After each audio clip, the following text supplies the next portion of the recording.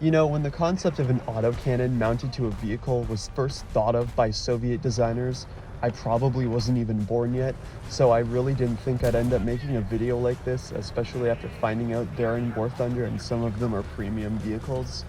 Generally, when Gaijin makes an event or a premium tank, they make them pretty good because they sell better and it encourages you to grind them out, but I don't have any money, so I can't actually afford to buy them. I just like Soviet autocannon vehicles like the BTR-80A and the BMP-ZD. That's my favorite genre of tank. I even have this unfinished model of a BMD-4 right here. Anyway, vehicles like the 2S-38 are cool because they're really the limit of how modernized you can make a 35-year-old lightly armored IFV chassis like the BMP-3. And in my opinion, Soviet autocannon vehicles are fun to play. Armament-wise, the 2S-38 is pretty nice. It has quite a big autocannon. It's 57mm, and it uses some of the same rounds as the ZC-57-2, which everyone likes, but in real life it also uses this basically stuck in development purgatory type of round, and it changes course as it flies, and I think Gaijin should add that, and I think everyone would like if they added that. The ammo should be able to steer in the air towards the enemy and ammo rack them instantly, because that's common sense. To put it simply, Gaijin added the 2S-38 in a way that made it less obtainable to me because it cost money, but also it's really cool and desirable by every metric, so I want to buy it, but I don't have the money. It has a dozer blade on the front that goes down and it has little chains, and that's really cool, and you should buy this vehicle because of this. Probably the most frustrating thing is that there's basically no good literature or videos on the 2S-38, so I had to improvise. It's been in development purgatory for a few years now. I don't want to say that Gaijin adding weird prototype lightly armored vehicles with basically no actual service use is bad or anything, because that would cause a lot of controversy in the War Thunder forums, and then people would complain about Russian bias, even though they do that regardless. But I have literally never seen footage of this vehicle doing much of anything except for obvious promotion video type nonsense. But then I found an unsourced video of a vehicle that clearly isn't a 2S-38 firing, and it's firing at an extremely fast fire rate, and it is obviously a 30mm Shapunov autocannon or something similar. But I think it's actually the 2S-38 because I said so. So I tried to bug report the slow fire rate of the 2S-38 in-game using that video. And at first it was passed as a suggestion, which I wasn't thrilled about, but it makes sense. Not long after, someone tried to drop a piano on my head and kill me, which was kind of ridiculous. I guess they were unhappy that I said that maybe the 2S-38 should be buffed a little bit. Clearly, this is an unpopular opinion. As you can imagine, this is very frustrating for me because I have to go into hiding now and change my home address because clearly this person knows where I live and they're going to try and drop another piano on my head if I say anything more about the 2S-38 in the video game that I don't even own. Like, maybe if the fire rate of the 2S-38 were buffed, that would compensate for the average Soviet team members, like whatever the hell this guy's doing. Whatever this guy is doing. Okay, this is actually funny.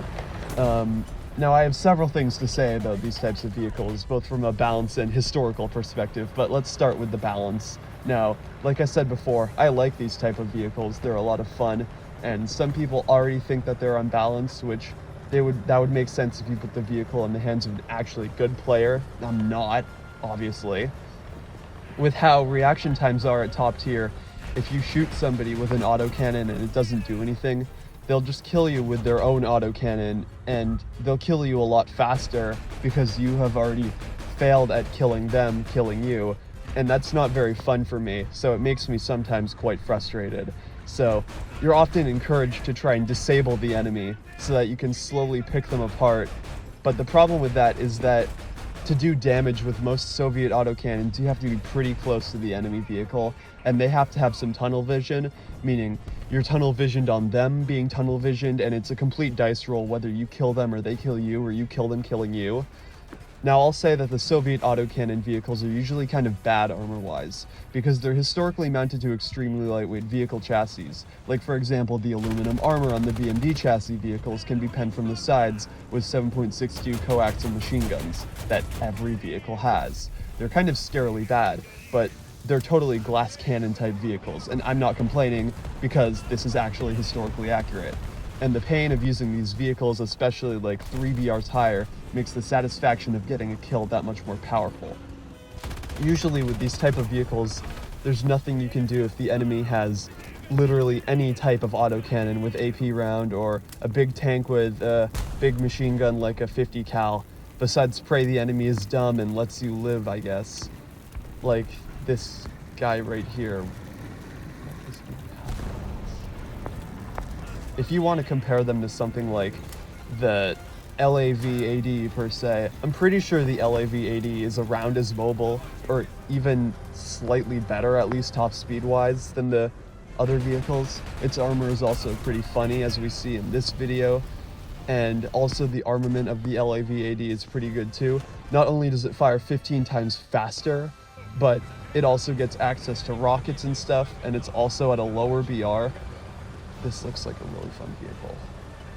But I guess the 2S38 is also awesome though. I think if the Russian military actually started using the 2S38 more in active combat, then sure, it can stay at 10.3 right now, but also I think it should be a reserve vehicle because that's just fair and balanced and historically accurate. Now, the bug report being denied thing, now that makes sense because the only actual footage I can find of the 2S38 firing is pretty much what Gaijin has already modeled into the game, which is okay with me. If it fired faster, I think a large boulder or another piano would fall on my head because people would complain about balance. It makes sense that Gaijin doesn't allow this particular video as a source, but whatever. I think fire rate things annoy me because people will yell at me for saying the 2A42 Shapunov fire rate could actually be slightly faster at the expense of some minor bullet grouping issues, and there's tons of videos of 2A42 Shapunov autocannons firing faster than they do on the BMP2 in-game.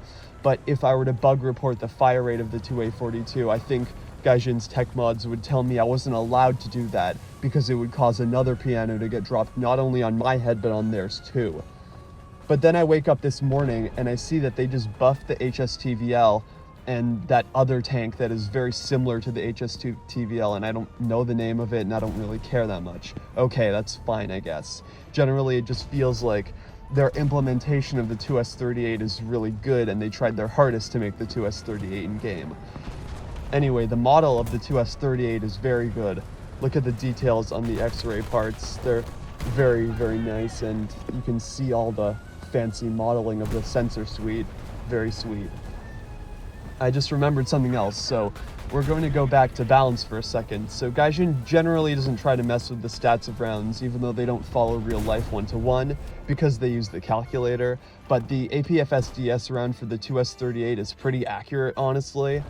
It's a 57mm round, and it's kind of short compared to the full-length AP rounds that the 57mm also fires, and this is pretty awesome and pretty accurate. I think you should buy the 2S38 and get good with it because it seems like a really fun vehicle. But come on, Gaijin, I gave them like 20 bug reports about how they should add the guided rounds. The 57 by 348 rimmed cannon needs its absolutely guided rounds. Sorry if I sound really annoyed, but at this point I think I have to pad the runtime out a little bit more. So here's an absolutely absurd argument I just thought about that's designed only to be angry about. I understand that they think that American autocannon yeeters with depleted uranium shells and thermals would be busted when you have clunky brick-ass tanks like the T-80B at the same BR range. Just look at this stupid tank. It takes 7 whole seconds to load around, not to mention no blowout panels and no gun depression. Like, there are tanks like the 120S in the tech tree at 10.3, the same BR as the horrible, terrible, no good, very bad BMP-2M, which is a terrible vehicle and it needs to be buffed. And the 120S gets M829A1 APFSDS rounds. Yeah, okay. I generally don't try to give advice on how you guys spend your money in this game because it would be hypocritical given that I also have no money and no premiums either. But I would buy the 2S38 right now. It's on sale right now for less than $25, which is pretty awesome. I saw some people saying that they would buy it so they could use it as an anti-air vehicle. And I think this is a pretty good idea because American and German helicopters and airplanes are pretty dangerous at this VR. And American CAS, as we know, is very effective. And the HEVT shells seem effective, plus the sensor suite seems good. But why should you buy it over, say, the BMD-4M? It's pretty evident which premium you should care about more. The BMD-4M can't swim with its up armor package, and it doesn't have the dozer blade. That should say enough. These past few updates feel like massive improvements, and I quite like it. Things like the Kuznetsov edition and the SU-33 are pretty good and clearly took some effort. I haven't counted how many vehicles they're adding this update, but I swear the majority of them look like fun vehicles I would play if I had researched them or could afford them if they were premiums. Anyway, I think the reason they're so afraid to buff the 2S38 is that there's no actual footage of the vehicle in use in combat that disproves how it performs right now. It's just a vehicle, and it's a pretty funny vehicle. So my hypothesis is that people see something that is their absolute favorite and they think, oh, it must be great because the military general said it was, or the designer said it was, or the simulation of it made it look good. So I think it's perfectly optimized to be placed in a video game. And then when it underperforms or it overperforms based on that video game, that brings up a conflict in the person's head. It's like if your favorite car in Gran Turismo turned out to be actually shit in real life despite it being so good in Gran Turismo. Or if your favorite military equipment turned out to be just an unfinished project built from ancient hardware, sprinkled with broken promises and lies from hugely corrupt and bloated defense contractors who aren't necessarily prepared to manufacture end-all vehicles lest it interrupt their future sales of more advanced vehicles. So they just pump out incremental concept demonstrators that look extremely good on paper and sell them to government bean counters who will never see combat in their lifetimes. So that the military can theoretically improve their equipment despite not being prepared to face near-peer adversaries who in turn have the same exact issues with their own military vehicle procurement. But at least we get to play a video game where these unfinished projects are in a permanent cycle of having virtual numbers change seemingly at random, which affect the vehicle's effectiveness on your screen. And you're piloting these, you're having fun, contributes to this massive cycle of balancing and changing in PR. Oh god. That's just my guess anyway. I've tried not to talk about this subject too much recently because I know I can be quite annoying about it, but I'm at my absolute wit's end with my lack of money because these tanks now look really cool and stuff and I want to drive them, but they cost a ton of money and I'm broke. I hate being broke. Again, I would buy the 2S38 because it is an awesome vehicle. If you guys have suggestions or video topics, leave in the comments and I'll see you on the next one.